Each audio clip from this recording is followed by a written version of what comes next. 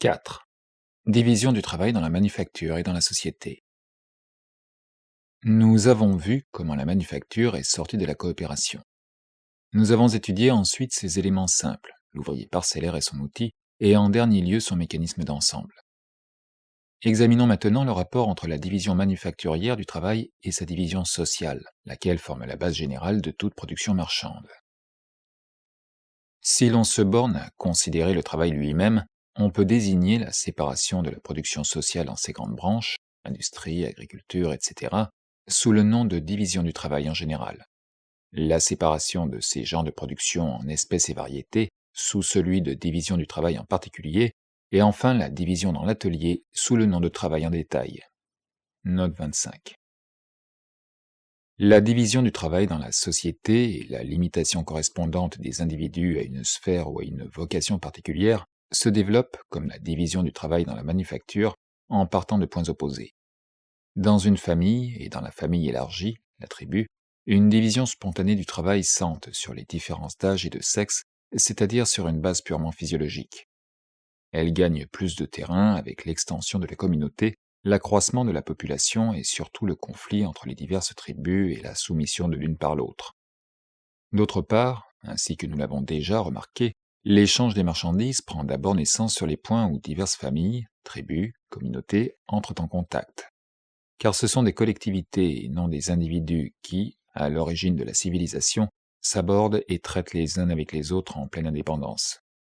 Diverses communautés trouvent dans leur entourage naturel des moyens de production et des moyens de subsistance différents.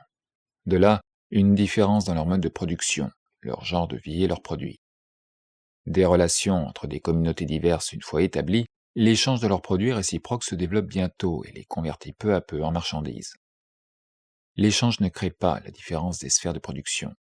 Il ne fait que les mettre en rapport entre elles et les transforme ainsi en branches plus ou moins dépendantes de l'ensemble de la production sociale. Ici, la division du travail provient de l'échange entre sphères de production différentes et indépendantes les unes des autres.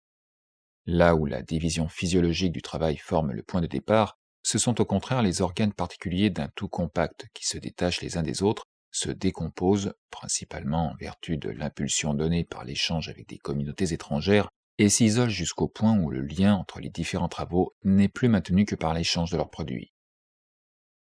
Toute division du travail développée, qui s'entretient par l'intermédiaire de l'échange des marchandises, a pour base fondamentale la séparation de la ville et de la campagne. Note 26. On peut dire que l'histoire économique de la société roule sur le mouvement de cette antithèse, à laquelle cependant nous ne nous arrêterons pas ici. De même que la division du travail dans la manufacture suppose comme base matérielle un certain nombre d'ouvriers occupés en même temps, de même la division du travail dans la société suppose une certaine grandeur de la population accompagnée d'une certaine densité, laquelle remplace l'agglomération dans l'atelier. Note 27. Cette densité est cependant quelque chose de relatif. Un pays, dont la population est proportionnellement clairsemée, possède néanmoins, si ses voies de communication sont développées, une population plus dense qu'un pays plus peuplé, dont les moyens de communication sont moins faciles. Dans ce sens, les États du nord de l'Union américaine possèdent une population bien plus dense que les Indes. Note 28. La division manufacturière du travail ne prend racine que là où sa division sociale est déjà parvenue à un certain degré de développement, division que par contre-coup elle développe et multiplie. À mesure que se différencient les instruments de travail, leur fabrication va en se divisant en différents métiers. Note 29. L'industrie manufacturière prend-elle possession d'un métier qui jusque-là était connexe avec d'autres, comme occupation principale ou accessoire, tous étant exercés par le même artisan, immédiatement ces métiers se séparent et deviennent indépendants. S'introduit-elle dans une phase particulière de la production d'une marchandise, aussitôt les autres phases constituent autant d'industries différentes. Nous avons déjà remarqué que là où le produit final n'est qu'une simple composition de produits partiels et hétérogènes, les différents travaux parcellés dont ils proviennent peuvent se désagréger et se transformer en métiers indépendants. Pour perfectionner la division du travail dans une manufacture, on est bientôt amené à subdiviser une branche de production suivant la variété de ses matières premières, ou suivant les diverses formes que la même matière première peut obtenir en manufactures différentes et pour une bonne part entièrement nouvelles. C'est ainsi que déjà dans la première moitié du XVIIIe siècle, on tissait en France plus de 100 espèces d'étoffes de soie, et qu'à Avignon, par exemple, une loi ordonna que, entre guillemets, chaque apprenti ne devait se consacrer qu'à un seul genre de fabrication et n'apprendre jamais à tisser qu'un seul genre d'étoffe. Fermez les guillemets. La division territoriale du travail, qui assigne certaines branches de production à certains districts d'un pays, reçoit également une nouvelle impulsion de l'industrie manufacturière, qui exploite partout les spécialités. Note 30. Enfin, l'expansion du marché universel et le système colonial, qui font partie des conditions d'existence générale de la période manufacturière, lui fournissent de riches matériaux pour la division du travail dans la société. Ce n'est pas ici le lieu de montrer comment cette division affecta non seulement la sphère économique, mais encore toutes les autres sphères sociales, introduisant partout ce développement des spécialités, ce morcellement de l'homme qui arracha au maître d'Adam Smith, Adam Ferguson, ce cri. Nous sommes des nations entières d'îlotes, et nous n'avons plus de citoyens libres. Note 31. Malgré les nombreuses analogies et les rapports qui existent entre la division du travail dans la société et la division du travail dans l'atelier, il y a cependant entre elles une différence non pas de degré mais d'essence. L'analogie apparaît incontestablement de la manière la plus frappante, là où un lien intime entrelace diverses branches d'industrie. L'éleveur de bétail, par exemple, produit des peaux. Le tanneur les transforme en cuir. Le cordonnier, avec ce cuir, fait des bottes. Chacun fournit ici un produit gradué, et la forme dernière et définitive est le produit collectif de leurs travaux spéciaux. Joignons à cela les diverses branches de travail qui fournissent des instruments, etc., à l'éleveur de bétail, au tanneur et au cordonnier. On peut facilement se figurer, avec Adam Smith, que cette division sociale du travail ne se distingue de la division manufacturière que subjectivement, c'est-à-dire que l'observateur voit ici d'un coup d'œil les différents travaux partiels à la fois, tandis que là, leur dispersion sur un vaste espace et le grand nombre des ouvriers occupés à chaque travail particulier ne lui permettent pas de saisir leur rapport d'ensemble. Note 32. Mais qu'est-ce qui constitue le rapport entre les travaux indépendants de l'éleveur de bétail, du tanneur et du cordonnier? C'est que leurs produits respectifs sont des marchandises. Et qu'est-ce qui caractérise au contraire la division manufacturière du travail? C'est que les travailleurs parcellaires ne produisent pas de marchandises. Note 33. Ce n'est que leur produit collectif qui devient marchandise. Note 34. L'intermédiaire des travaux indépendants dans la société, c'est l'achat et la vente de leurs produits. Le rapport d'ensemble des travaux partiels de la manufacture a pour condition la vente des différentes forces de travail à un même capitaliste qui les emploie comme force de travail collective. La division manufacturière du travail suppose une concentration de moyens de production dans la main d'un capitaliste. La division sociale du travail suppose leur dissémination entre un grand nombre de producteurs marchands indépendants les uns des autres. Tandis que dans la manufacture, la loi de fer de la proportionnalité soumet des nombres déterminés d'ouvriers à des fonctions déterminées, le hasard et l'arbitraire jouent leur jeu déréglé dans la distribution des producteurs et de leurs moyens de production entre les diverses branches du travail social. Les différentes sphères de production tendent, il est vrai, à se mettre constamment en équilibre. D'une part, chaque producteur marchand doit produire une valeur d'usage, c'est-à-dire satisfaire un besoin social déterminé.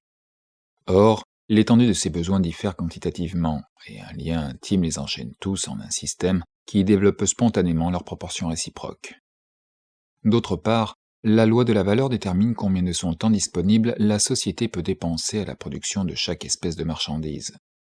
Mais cette tendance constante des diverses sphères de la production à s'équilibrer n'est qu'une réaction contre la destruction continuelle de cet équilibre.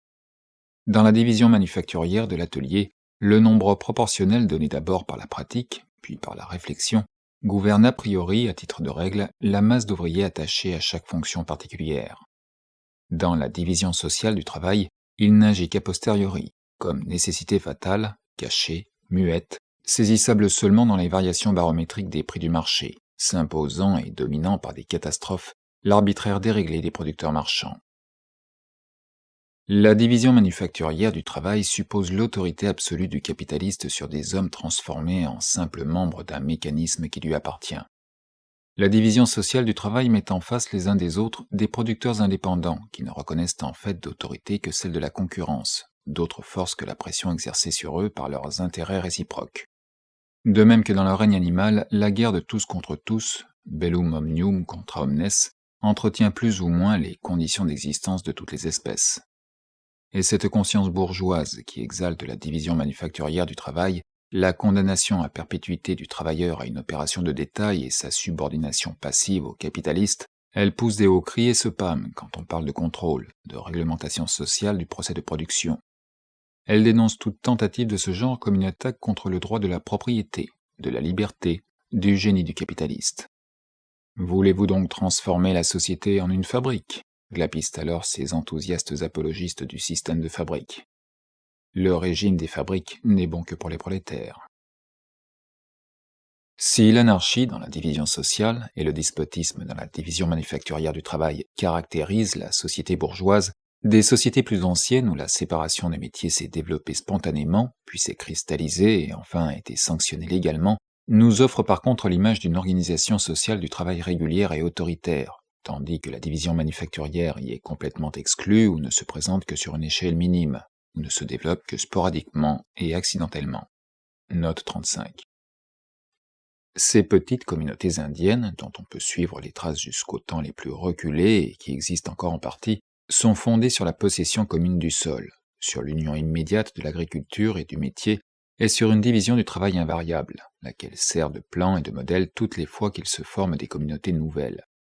Établies sur un terrain qui comprend de 100 à quelques 1000 acres, elles constituent des organismes de production complets, se suffisant à elles-mêmes. La plus grande masse du produit est destinée à la consommation immédiate de la communauté. Elle ne devient point marchandise, de manière que la production est indépendante de la division du travail occasionnée par l'échange dans l'ensemble de la société indienne. L'excédent seul des produits se transforme en marchandise, et va tout d'abord entre les mains de l'État auquel, depuis les temps les plus reculés, en revient une certaine partie à titre de rente en nature. Ces communautés revêtent diverses formes dans différentes parties de l'Inde. Sous sa forme la plus simple, la communauté cultive le sol en commun et partage les produits entre ses membres, tandis que chaque famille s'occupe chez elle de travaux domestiques, tels que filage, tissage, etc. À côté de cette masse occupée d'une manière uniforme, nous trouvons l'habitant principal, juge, chef de police et receveur d'impôts, le tout en une seule personne. Le teneur de livres, qui règle les comptes de l'agriculture et du cadastre et enregistre tout ce qui s'y rapporte, un troisième employé qui poursuit les criminels et protège les voyageurs étrangers qui l'accompagnent d'un village à l'autre. L'homme frontière qui empêche les empiètements des communautés voisines. L'inspecteur des eaux qui fait distribuer pour les besoins de l'agriculture l'eau dérivée des réservoirs communs. Le brahmine qui remplit les fonctions du culte. Le maître d'école qui enseigne aux enfants de la communauté à lire et à écrire sur le sable. Le brahmine calendrier qui, en qualité d'astrologue, indique les époques des semailles et de la moisson ainsi que les heures favorables ou funestes aux divers travaux agricoles. Un forgeron et un charpentier qui fabriquent et réparent tous les instruments d'agriculture. Le potier qui fait toute la vaisselle du village.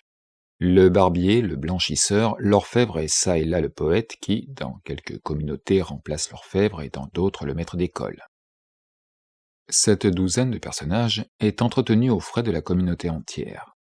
Quand la population augmente, une communauté nouvelle est fondée sur le modèle des anciennes et s'établit dans un terrain non cultivé.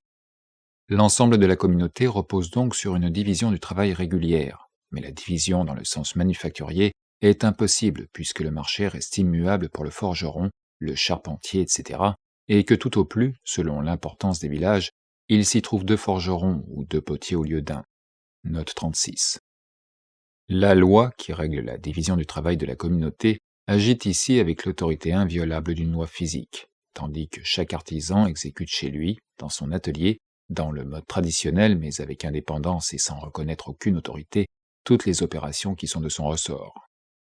La simplicité de l'organisme productif de ces communautés qui se suffisent à elles-mêmes, se reproduisent constamment sous la même forme et une fois détruites accidentellement se reconstituent au même lieu et avec le même nom, note 37, nous fournit la clé de l'immutabilité des sociétés asiatiques, immutabilité qui contraste d'une manière si étrange avec la dissolution et reconstruction incessante des États asiatiques, les changements violents de leur dynastie.